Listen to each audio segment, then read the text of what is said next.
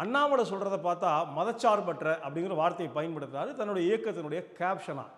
கரகாட்டக்காரன் படத்தில் வந்து கவுண்டமணியும் செந்திலும் ஒரு காமெடி சீனில் பேசிக்குவாங்க. நாதஸ் முன்ன மாதிரிலாம் இல்லைப்பா, அவன் திருந்திட்டான்.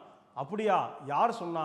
நம்ம நாதஸே சொன்னாப்பா அப்படிங்கிற மாதிரி இவரே ஒரு மத அரசியலை முன்னெடுத்த 24/7 ஆர்எஸ்எஸ்னுடைய மவுத் பீஸாக இருந்த அண்ணாமலை இன்னைக்கு தன்னுடைய புதிய இயக்கத்திற்கு மதச்சார்பற்ற அப்படின்னு பேர் வச்சிருக்கார் அப்படின்னு சொன்னால் இதை யார் நம்புறது, எங்கே போய் முட்டிக்கிறது அப்படின்னு தெரியல. அதாவது வந்து ராமாயணத்தில் மாரீசன் என்கிற ஒரு அசுரன், அந்த கேரக்டரை நம்ம படிச்சிருக்கிறோம். அதாவது சீதையை வந்து சிறைப்பிடிப்பதற்காக ராவணன் போகிற போது அவ்வளவு எளிதாக வந்து ராமனை தாண்டி சீதையை சிறைப்பிடிக்க முடியாது. மாரீசனுடைய உதவியை வந்து அவர் நாடுறாரு.